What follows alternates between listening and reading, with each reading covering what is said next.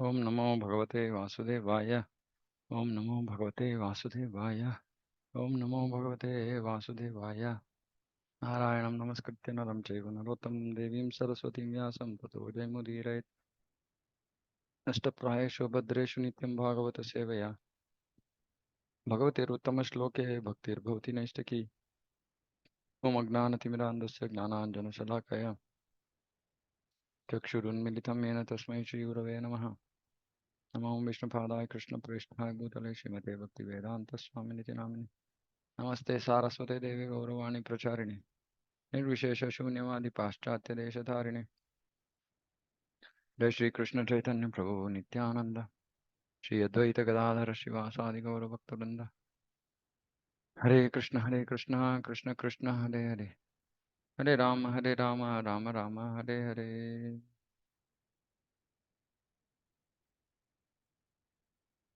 Okay, so we're starting chapter 26, the 3 chapter 26, Fundamental Principles of Material Nature. Shri Bhagavan Uvacha Adate Sampravakshami Tattvanam Lakshanam Prithak Yad Viditva Vimuchyeta Purusha Prakriter Gunaihi.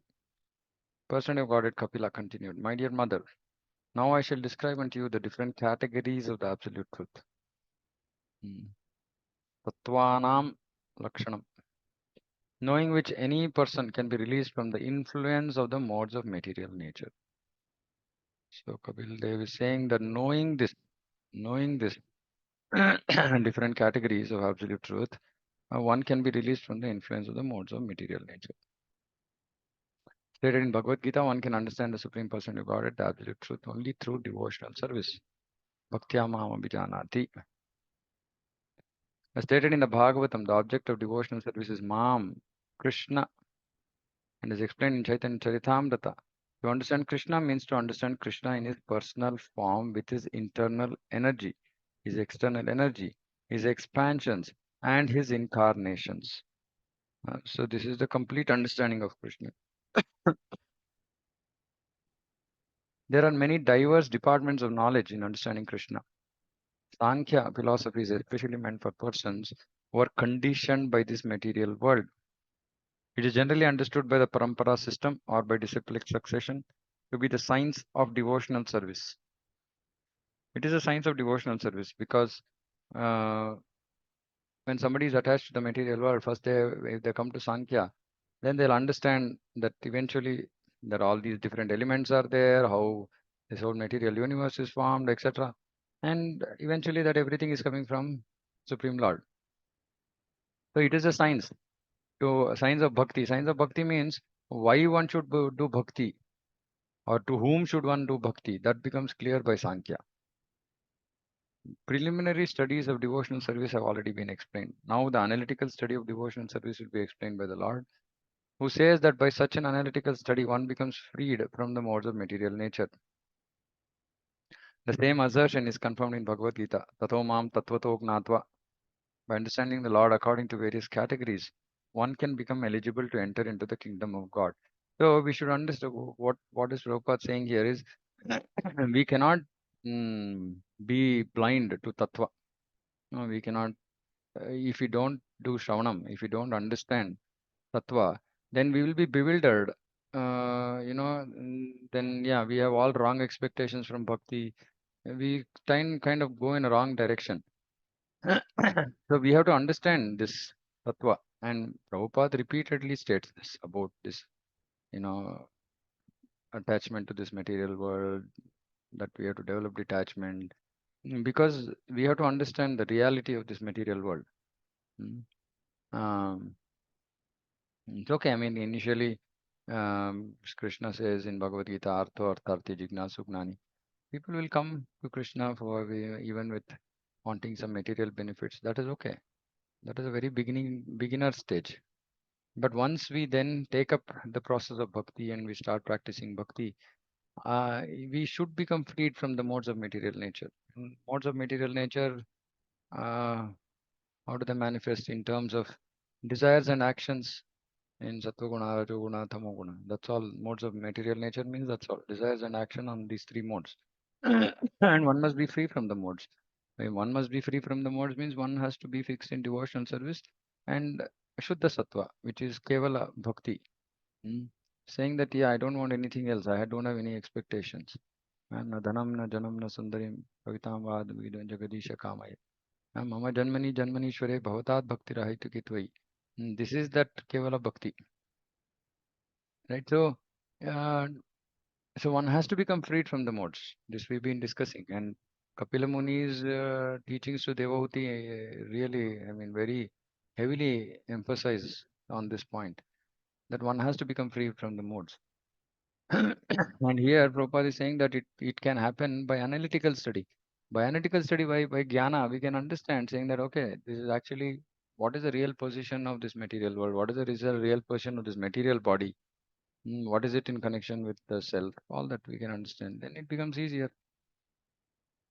This, this is also explained here. By understanding the science of devotional service in Sankhya, one can become free from the modes of material nature. The eternal self, after becoming freed from the spell of material nature, becomes eligible to enter the kingdom of God. So, see, it's a very clear statement. It's a very clear statement. The eternal self, after becoming freed from the spell of material nature. So, we can't remain in the spell of material nature and still expect to go back to Krishna. Mm. So anything, what is the spell of material nature? Anything which is not connected to bhakti is spell of material nature. Anything, thought, kaya, vacha, manasa, mind, words, through body, whatever we are doing, thinking, feeling, willing, which are not connected to Krishna consciousness, are under the spell of material nature. And if unless this becomes zero, we can't go back to Krishna. This is the whole process of anartha nivritti. So this is important. If you want to go back to Krishna, if you don't want to go back to Krishna, then it's okay. Then we can take it easy. No issues. As long as one has even a slight desire to enjoy or laud it over material nature, there's no chance of his being freed from the influence of nature's material mode. See, strong statements. Yesterday, somebody was talking to me and said, like, saying, oh, classes are very heavy. I said, where is this heaviness coming from? I'm not created some heaviness. I'm just bringing to your focus. It's like, that lens. What is that? Magnifying lens, right? I take a magnifying lens and I'm just magnifying different lines of Prabhupada's purport, which was already there. Just that we were not giving attention to it. That's all. I'm just doing the magnifying job.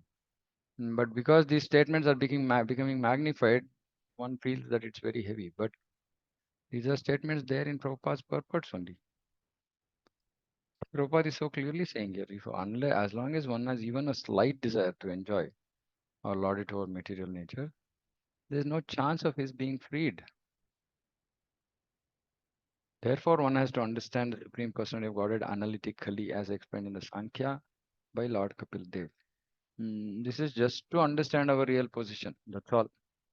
Nothing else. See, we are so fortunate. We've already come to the process of bhakti, path of bhakti, which the other yoga paths, the yoga levels. So they have to go through all these initial stages, Sankhya, etc., etc., and eventually they have to come to bhakti, understanding this. But we are already in bhakti, and in fact, bhakti itself is so powerful, and that everything can get destroyed. Mm.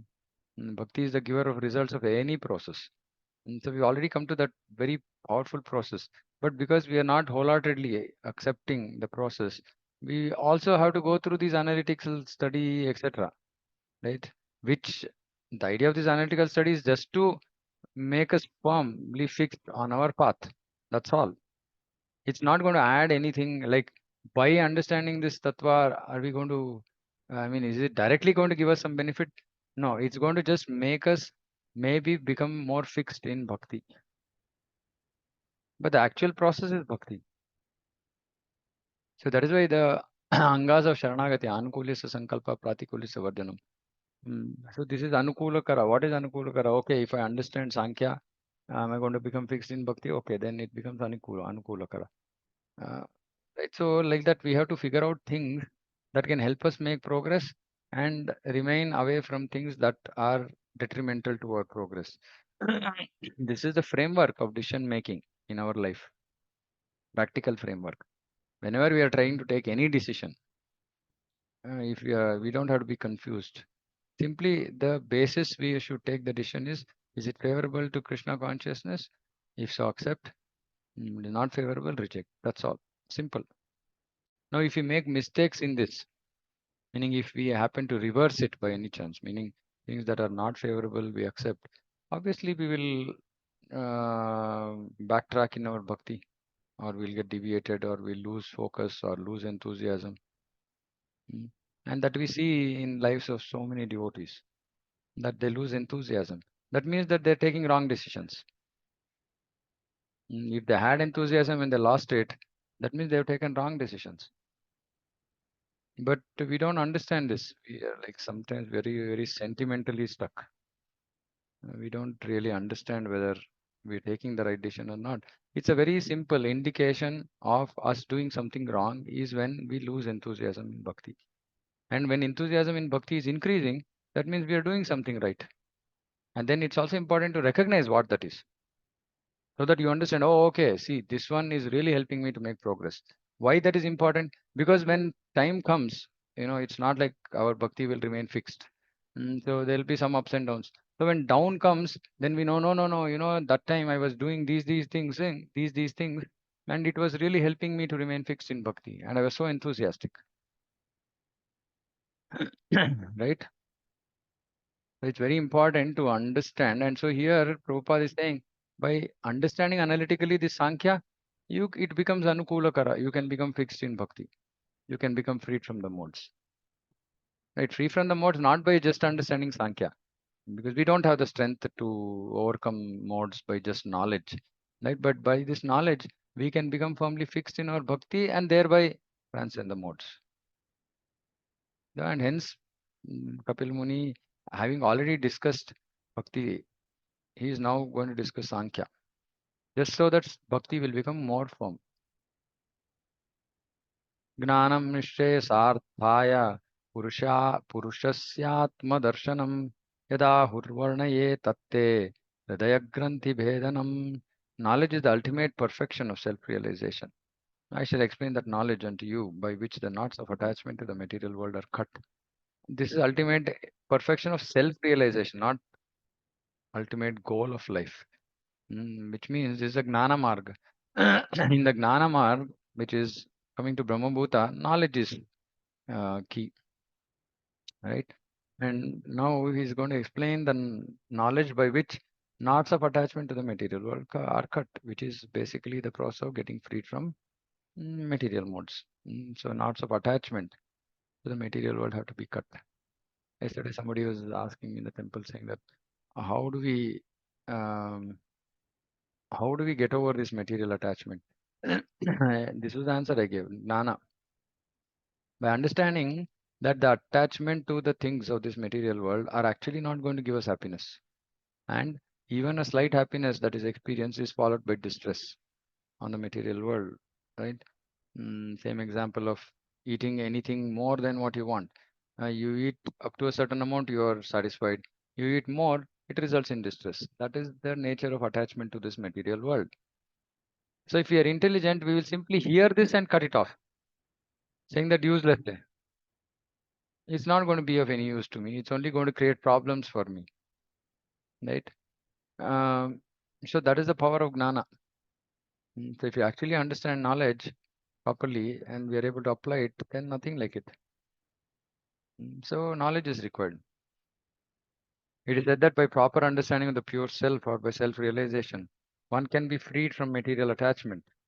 Knowledge leads one to attain the ultimate perfection of life and to see oneself as he is. Just to see the position of Atma, then Deha, and all these material spiritual elements. The Shvetashvatar Upanishad also confirms this. Sameva viditvati mrityum iti eti. Simply by understanding one's spiritual position or by seeing oneself as he is, one can be freed from material entanglement. But we have to see the Atma as he is.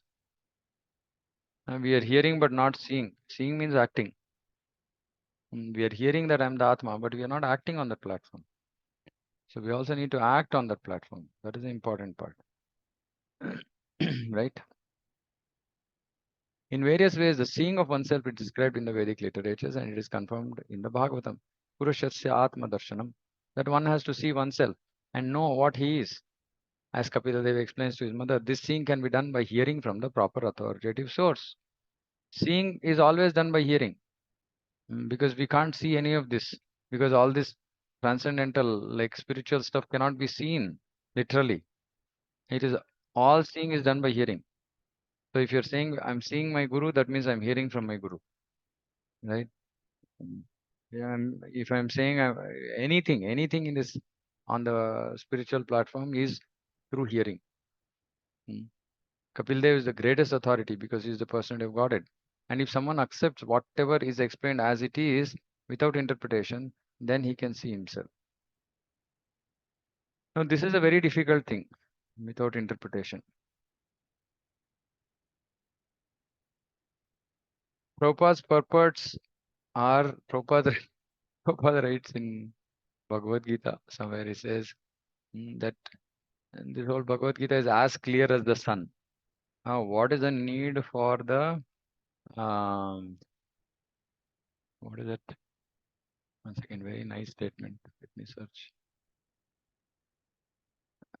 Speculators, mental speculators is saying as clear as the sun. Yeah, yeah. Where is the question of showing the sunlight or the sun god with your lamp? There is one more thing he says.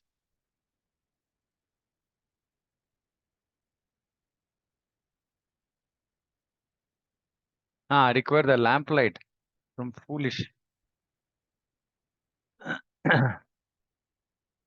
Yeah, this one. The original verses of Bhagavad Gita are as clear as the sun. They do not require lamplight from foolish commentators. Hmm. Hmm. No, sometimes what happens is even though there is commentary, now that is one level of speculation, interpretation. The other level of interpretation happens when there is a commentary, still we are not able to understand the commentary properly. And even though we did not understand the commentary properly, we just took how much ever we wanted to take, which will result in interpretation. Right? So, which is why always in Prabhupada's books, we should understand one thing. If I didn't understand a statement, I have to just wait, be patient for it to be revealed elsewhere in Prabhupada's purports. Right? Or when as my purity increases, then I'll be able to understand this better. But without understanding something or half-baked understanding, we should not end up in speculation. So that is very, very important. This is where interpretation happens, even on Prabhupada's purports. It's a simple thing. For example, what actually people understand as karma yoga, as spoken by Prabhupada, different people say different things, right? Because that is because they don't have a complete understanding of Prabhupada's writings across. So that complete understanding comes only after one has read Bhagavad Gita, Bhagavatam, Bhakti Rasamrita Sindhu, Chaitanya Charitamrita, everywhere. Then there is a holistic understanding. Otherwise, it will be a partial understanding, interpreted understanding, right? So, which is why we have to be very careful. One of the practices I used to do, and I still do, if I don't understand a statement, I will simply mark it for further introspection, further contemplation, further discussion, further research, right? But I will try not to interpret that statement. So, this is very, very important. Right? Otherwise, one cannot see oneself. Mm. Mm. So this thing, for example, one of the things that devotees are repeatedly told is don't be overly transcendental. What is overly transcendental? Meaning, don't surrender too much to Krishna. Surrender only as much as required. What does that mean? Mm. Somebody wants to take up some big service and commit and say, no, no, no, no, it's too early. You have a lot of time in your life. Take it easy. Where is this coming from? We don't hear this in Prabhupada's purports. We don't hear it in his lectures. We don't see Krishna telling this. Interpretation. So they've interpreted according to their world vision, world view. They don't want to accept this, so they think that that is the right philosophy. But there's nowhere, right? If that was the case, none of our gurus would have surrendered to Krishna. We would not have been here. Prabhupada would not have done what he had done. Nothing. Yeah, we would not be here at all. If everybody was thinking, saying that no, no, no, we should not take up anything major for Krishna. We should just take things lightly, easy, no extra, no going beyond comfort zone, right? Then whole movement would have just come to a standstill. Even today, it would have been in a standstill. Interpretation, improper understanding of what Prabhupada is speaking, right? So, which is why we have to be very careful. Whoever is presenting philosophy, first of all, they should have understood the philosophy. They should have incorporated the philosophy in their life. Only then they can be effective, because then they have seen the result, right? That means that their understanding and their application is correct. The very simple thing. That is why in Bhagavatam, early verses only, like first chapter, they said, no, like one who is only completely pure in heart has to be sitting on, he should be sitting on the Vyasasana. Pure in heart means like very clear that no, like not bringing any contamination to the table, which is through the form of interpretation, through the form of biases. We should not bring those to to our understanding. We should not bring our bias of this material world, our bias of various things because of our past experiences. For example, say somebody has had a difficult um, life and study, and money was difficult for that person before coming to Krishna consciousness. That person will retain that same mindset even after coming to Krishna consciousness. And then he will play defense. When you say, oh, CC, money is so important, I struggled so much to achieve this money. So I have to tell others also to be very careful about their money. But the problem here in this approach is that that person's life was like that before he came to Krishna consciousness. After one comes to Krishna consciousness, that the world changes around us is not factored into this statement when they say, when they tell other young devotees, saying that no, no, no, don't do too much. Money is important, so focus on money. That's wrong, right? But at the same time, it's not like we become like beggars. We are responsible. Actually, I was contemplating about this verse, Karmanyavadikaraste. It's a very powerful verse. It's a very powerful verse, right? Krishna is saying, do your duty, right? Now, if Krishna is saying, do your duty, why Srivas Thakur is not doing his duty? Three claps. Srivas Thakur says, when Chaitanya Mahaprabhu asks, he's saying that, how are you maintaining your family? Srivas Thakur simply says, three claps, meaning three times. If nothing happens, if my family is, I can't maintain, we'll all drown ourselves in Ganga. Right? That is superlative faith. We can't imitate that. So those who are not at that stage, Krishna is saying, do your duty. Now, but if somebody has come to that stage, he's already naturally at that stage, we should not bring him down to the lower platform. Right? And doing the duty means putting our effort only as much as is required, not over endeavoring. And then accept whatever result comes. So then somebody was asking, oh, if that is the case, what if we don't get salary? Said, then do your duty. What is the duty? Is to find another job. That is also part of your duty, because the why you're working, because you want to earn money, because you have to maintain your family. If you're not getting salary at all, why would you work? It's like, somebody falling sick. If somebody falls sick, then you have to go to the doctor. Of course, there are exalted devotees who don't go to the doctor at all. But we cannot imitate them, right? At our level, we'll go to the doctor, we'll take medicine. Right? So it's like that. So duty means just, okay, this body is Guru's, his body is Krishna's, so I have to maintain it. This family is Krishna's, this family is Guru's, so I have to maintain it.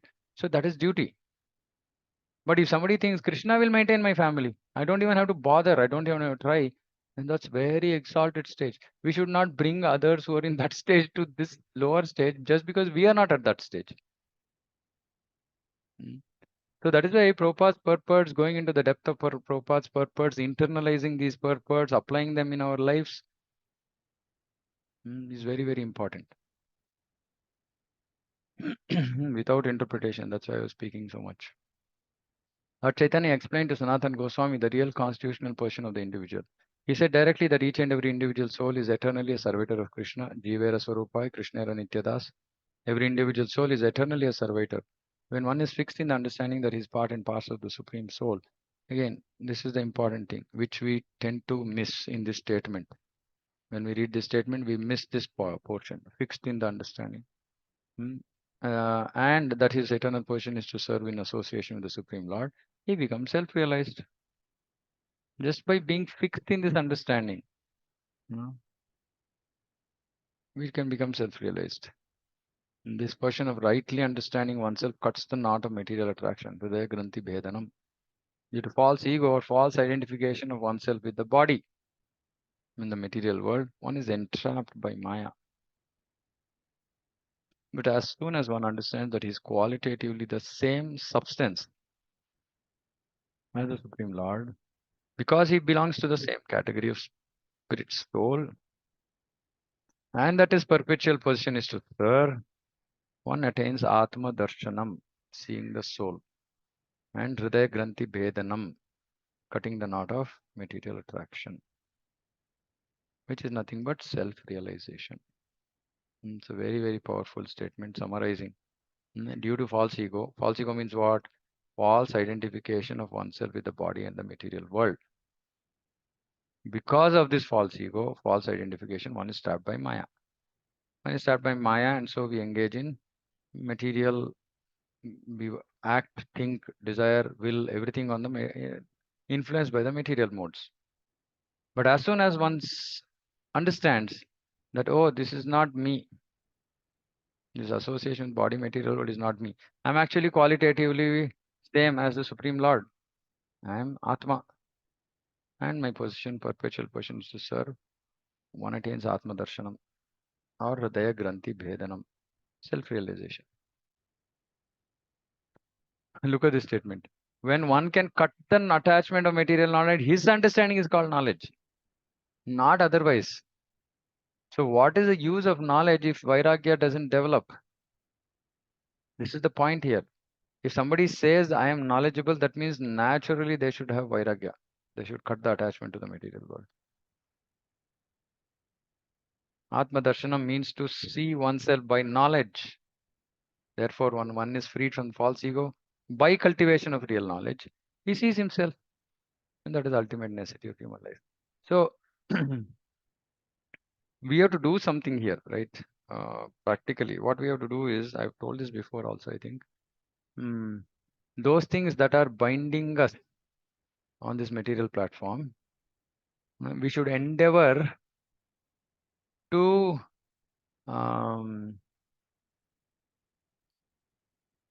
think about us and that particular object of attraction, and realize how I am not connected to this, how I am an Atma. So, okay, let me reword this. So, whenever we are attached to anything material, then we should just remember that I'm actually Atma, and this thing, whatever I'm attached to, is material, and I have literally nothing to do with this. One of the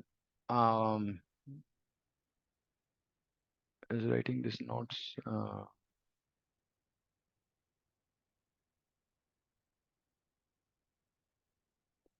Yeah, obstacles. Where is it? Yeah, klesha. So this klesha, where is the klesha? Avidya, asmita, raga, dvesha, abhinivesha. Right. So this abhinivesha means this long-standing obsession with body, with past lifetime, from past lifetimes. So this long-standing obsession is the cause for our material attachment. Meaning, even though we've understood, we've heard but we still are attached because this is because of an obsession. This is because of obsession. Now that obsession is strong, and that obsession prevents us from making progress. Okay, so that obsession has to be broken. How will that obsession be broken? First thing is to just understand that that itself is an obstacle in my bhakti. That obsession is an obstacle in my bhakti. Second is the knowledge that actually I'm the Atma. I'm not this body. And the obsession is connected to the body. So it's not of any use to me. Mm. So both these, uh, one is on the platform of knowledge. The other is knowing that this is an obstacle in my bhakti and it's going to prevent me from making progress. Both these can actually drive us to get rid of the attachment. Mm. So we have to do this. We have to put that effort. Saying, oh, whenever I'm experiencing that attachment, I have to remember, oh, it's obsession. When we use the word obsession, it makes us feel like we are diseased, and that will probably propel us to come out because it's not normal. It's not normal for a human being to be attached. It's not. It's become normal in today's world because of lack of spiritual knowledge. But in the past, when spiritual culture was much more vibrant, people never used to be attached to the material body. And we see this in Bhagavatam, right? Time and again, we see this in Bhagavatam. Today, because this is Shudra culture, we are attached to the body. Brahmana culture means not attached to the body, right? So it's the normal state, actually. We have to come to the Brahmana state of understanding, not the Shudra state. We should not remain in the Shudra state. So, but if we are stuck in the Shudra state, then we have to make efforts to move to the Brahmana stage, which is whenever we see ourselves attached, we have to remember, oh, it's an obsession. This is coming from my past life. I should not encourage this. I should not pour, ghee. I should not ignite the fire more. This is important. Only then we can make, see, because we don't desire to come out of this. So even if we do bhakti, because we desire to remain in this entanglement, attachment, it will not go away from us. Bhakti is very powerful. It will destroy everything that we let go of. But what we don't let go of, what we hold on to, cannot go away because even Krishna will not touch it.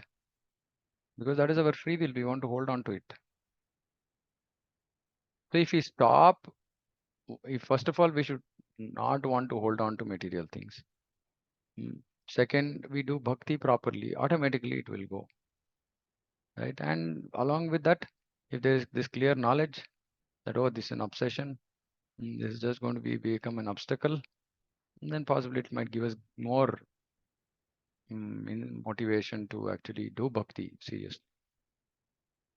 The soul is thus isolated from the entanglement of the 24 categories of material nature. See, this is the understanding. Actually, I'm isolated. Me, Atma, I'm isolated from all these 24 categories of material nature. Pursuit of the systematic philosophical process called Sankhya is called knowledge and self-revelation. So this mm, uh, Sankhya is basically it will just reveal the self.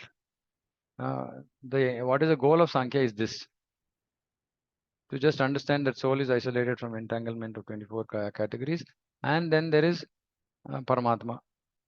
And when one comes to that Paramatma understanding and the sambandha between Atma and Paramatma, then he engages in bhakti. But till he comes to that, just understanding that he is different from the 24 categories brings him to Gnana and Brahmabhuta, liberation from material world. Hmm. So basic point for us is this knot of attachment to the material world has to get cut. That bhakti itself is the most powerful process. It can be supplemented with Gnana, by just that Gnana can enable us to become more fixed in our practice of bhakti so that material attachment gets cut. Hmm. Okay, I'm stopping here. Hare Krishna. Any questions, comments?